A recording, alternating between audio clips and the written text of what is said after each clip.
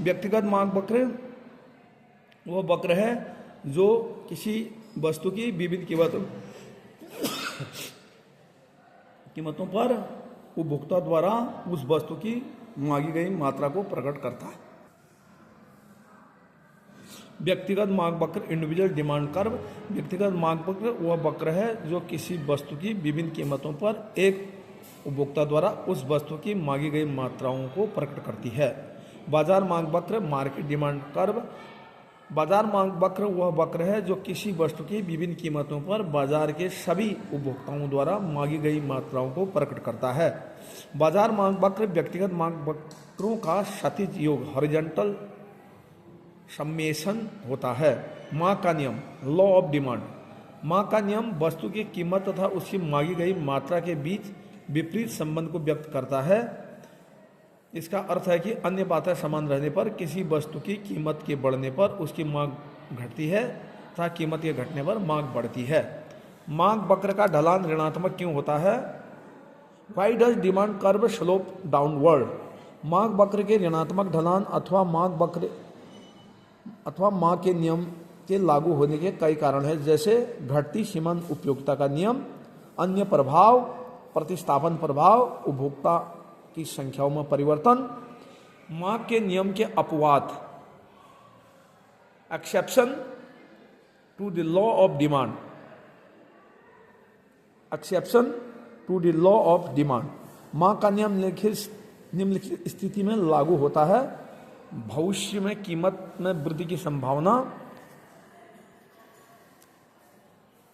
निम्न स्थिति में लागू नहीं होता है: भविष्य में कीमत वृद्धि की संभावना, प्रतिष्ठा सूचक वस्तुएं, उपभोक्ता की अज्ञानता, गिफिन का विरोधाभास। आय मांग इनकम डिमांड।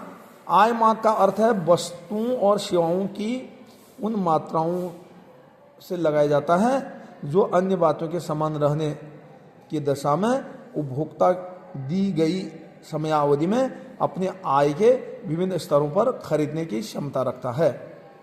जैसे कि पता है कि आय बढ़ने पर, उपभोक्ता की आय बढ़ने पर सामान्य वस्तुओं की मांग भी बढ़ जाती है, जबकि घटिया वस्तुओं की मांग घट जाती है। सामान्य वस्तुएं नॉर्मल गुड्स।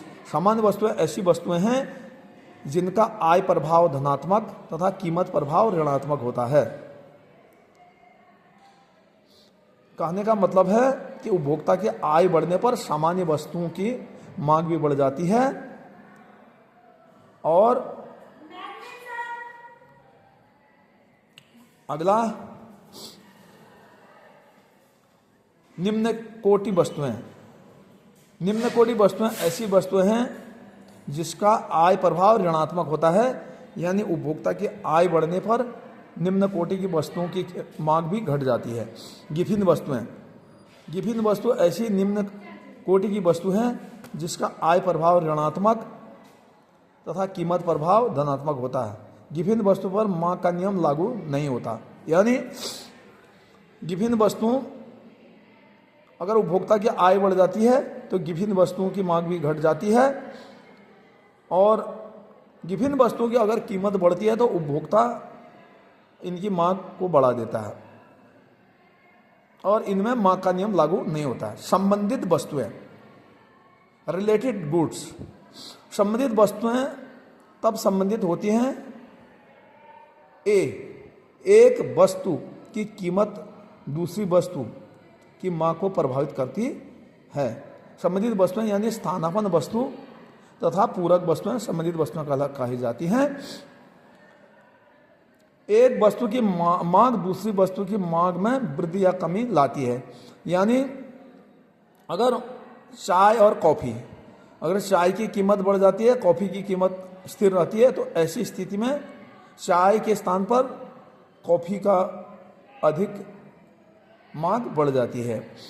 अगर इसी प्रकार से संबंधित वस्तुओं को निम्न प्रकार से वर्गीकृत किया जा सकता है। नंबर फर्स्ट स्थानापन्न या प्रतिस्थापन वस्तुएं, नंबर सेकंड पूरक वस्तुएं। उदाहरण, कार और पेट्रोल संबंधित तथा पूरक वस्तुएं हैं। चाय और कॉफी संबंधित तथा स्थानापन्न अथवा प्रतिस्थापन वस्तुएं हैं। स्थानापन्न वस्तुएं सब्स्टिट्यूट गुड्स, स्थानापन्न वस्तुएं वे संबंधित वस्तुएं हैं जो एक दूसरे के बदले एक ही उद्देश्य के लिए प्रयोग की जा सकती हैं। उदाहरण के लिए पेप्सी, कोका और कोला स्थानापन्न वस्तुओं में से एक वस्तु की मांग और दूसरी वस्तु की कीमत में धनात्मक संबंध होता है। यानी अगर किसी स्थानापन्न वस्तु की कीमत बढ़ जाती है तो दूसरे स्थानापन्न प्रयोग होने वाले उस वस्तु की स्थानापन्न वस्तु की मांग भी बढ़ जाती है। इसके विपरीत अगर किसी स्थानापन्न वस्तु की कीमत घट जाती है तो उस पर प्रयोग होने वाली दूसरी स्थानापन्न वस्तु की मांग भी घट जाती है।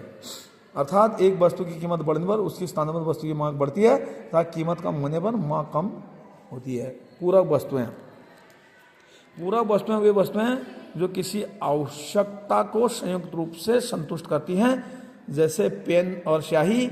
अन्य शब्दों में पूरक वस्तुएं ऐसी वस्तुएं हैं जिनमें एक वस्तु की मांग तथा दूसरी वस्तु की कीमत में ऋणात्मक संबंध होता है। अगर पूरक वस्तु कार की कीमत बढ़ जाती है तो पेट्रोल की मांग भी कम हो जाती है। एक वस्तु की कीमत बढ़ने पर उसकी पूरक वस्तु की मांग कम हो जाएगी तथा कीमत कम होने पर पूरक वस्तु की मांग बढ़ जाती है। आड़ी मांग, क्रॉस डिमांड। अन्य बातों के समान रहने पर एक्स वस्तु की कीमत में परिवर्तन होने से उसके सापेक्ष संबंधित वस्तु वाई की मांग में जो परिवर्तन होता है उसे आड़ी मांग कहते हैं। संयुक्त मांग, जॉइंट डिमांड। जब एक ही उद्देश्य की पूर्ति के लिए एक ही समय पर एक से अधिक वस्तुओं की मांग एक साथ की जाती है तब ऐसी मांग को संयुक्त मांग कहा जाता है, जैसे गेंद तथा बल्ला, स्कूटर तथा पेट्रोल। व्युत्पन्न मांग, डिराइव्ड डिमांड। जब एक वस्तु की मांग से दूसरी वस्तु की मांग स्वतः उत्पन्न हो जाती है तब ऐसी मांग को व्युत्पन्न मांग कहते हैं। उत्पत्ति के साधनों की मांग व्युत्पन्न मांग होती है। उत्पत्ति के जो साधन हैं मुख्य रूप से 4 हैं: भूमि, श्रम, पूंजी, उद्यम। और ये एक के बिना दूसरा इनका उद्देश्य पूरा नहीं हो सकता है।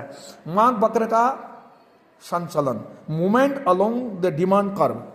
जब केवल किसी वस्तु की कीमत में परिवर्तन होने पर उसकी मांग में परिवर्तन होता है तो इसे एक ही मांग वक्र के विभिन्न बिंदुओं द्वारा प्रकट किया जाता है। इसे मांग वक्र का संचलन या वस्तु की मात्रा में परिवर्तन भी कहा जाता है। मांग वक्र पर संचलन मांग का विस्तार एवं मांग का संकुचन की दशाओं को बताता है। इन दोनों ही दशाओं में मांग वक्र नहीं बदलता। अगला है मांग का विस्तार। अन्य बातों के समान रहने पर जब किसी वस्तु की कीमत में कमी होने के फलस्वरूप उसकी मांग अधिक हो जाती है तो इसे मांग में विस्तार कहा जाता है। एक मांग वक्र के ऊपर के बिंदु से नीचे के बिंदु की ओर संचलन मांग विस्तार कहलाता है। मांग का संकुचन।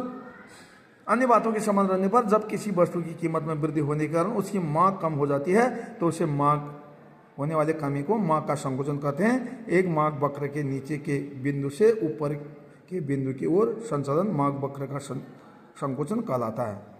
मांग वक्र का खिसकाव, shifting of the demand curve. मांग वक्र के खिसकाव से अभिप्राय है कि मांग वक्र प्रारंभिक मांग वक्र के ऊपर या नीचे सरक जाती है।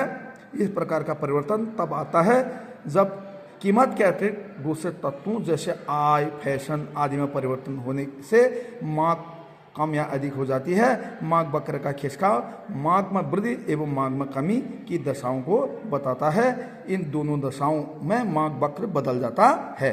मांग में वृद्धि, इंक्रीज इन डिमांड। जब कीमत के अतिरिक्त अन्य निर्धारक तत्वों में परिवर्तन होने के कारण वस्तु की मांग बढ़ जाती है तो इसे मांग में वृद्धि कहते हैं। यह मांग वक्र की ऊपर की ओर खिसकाव द्वारा प्रकट होता है, यानी मांग वक्र अपने दाहिनी ओर खिसक जाता है। मांग में वृद्धि के कारण हैं causes of increase in demand. मांग में वृद्धि के मुख्य रूप से निम्नलिखित कारण हैं: उपभोक्ता के आय में वृद्धि, प्रतिस्थापन वस्तुओं की कीमत में वृद्धि, पूरक वस्तु की कीमत में कमी, वस्तु के लिए उपभोक्ताओं तथा की रुचि तथा प्राथमिकताओं में वृद्धि, क्रेताओं की संख्या में वृद्धि, कीमत बढ़ने की संभावना, भविष्य में उपभोक्ता की आय बढ़ने की संभावना। मांग में कमी, डिक्रीज इन डिमांड। जब कीमत के अतिरिक्त अन्य निर्धारक तत्वों में परिवर्तन होने के कारण वस्तु की मांग घट जाती है तो इसे मांग में कमी कहते हैं। यह मांग वक्र को ऊपर की ओर, यानी यह मांग वक्र दाहिने से बाएं और नीचे की ओर खसक जाता है। मांग में कमी के कारण, causes of decrease in demand. मांग में कमी के मुख्य कारण निम्नलिखित हैं। उपभोक्ता की रुचि, उपभोक्ता की आय में कमी, प्रतिस्थापन वस्तु की कीमत में कमी, पूरक वस्तुओं की कीमत में वृद्धि। मांग में कमी की बात हो रही है। वस्तु के लिए उपभोक्ता की रुचि तथा प्राथमिकताओं में कमी, क्रेताओं की संख्या में कमी, कीमत कम होने की संभावना, भविष्य में उपभोक्ताओं की आय कम होने की संभावना। तो इससे रिलेटेड जितने भी प्रश्न हैं वो इस प्रकार से अलग अलग वर्षों में आए हैं। तो आप इसको बहुत अच्छी से तैयारी करें। आप लोगों को वीडियो थोड़ा लंबी हो रही है, लेकिन आप लोगों के भविष्य को मदद रखते हुए या इस विषय में अच्छी से अच्छी जानकारी के लिए आप लोगों को ये तमाम मैं वीडियोज़ शेयर किए जा रहे हैं और आप लोगों को इसमें से जानकारी दी जा रही है। अगर जिसने इसके रूट्स को पकड़ लिया होगा या जिसने बहुत अच्छे से इसको समझ लिया होगा, उसको किसी भी प्रकार की परेशानी नहीं आएगी, वो सभी प्रश्नों को हल कर सकता है। अब हम इसके बाद माँ के कीमत लूज, प्राइस इलास्टिसिटी ऑफ डिमांड के बारे में पढ़ाएंगे, क्योंकि आज तक ये इसमें अभी और ये अंतिम चैप्टर बचा हुआ है। और अगर आप लोगों को ये वीडियोज़ अच्छा लगता है या इससे आप लोगों को इस विषय के प्रति रुचि जागृत होती है और इसमें आप लोगों को कुछ समझने में भी मदद मिलती है, तो आप इसको सबसे पहले तो लाइक करें, शेयर करें और इसके अंदर कमेंट करें कि क्या आप लोगों के समझ में आया, इससे आप यूज़फुल है या नहीं है, और आप लोगों को कितना इससे मदद मिल रही है। और प्रश्न करें ताकि हम उन प्रश्नों का जवाब भी दे सकें। ये फ्री ऑफ कॉस्ट है, इसके लिए कोई भी कीमत नहीं है। ये शिक्षा के उद्देश्य से आप लोगों के लिए बनाया जा रहा है। बहुत बहुत धन्यवाद। आप सब लोगों का जीवन सुखमय हो, मंगलमय हो, आप उन्नति करें जीवन में, और धन्यवाद।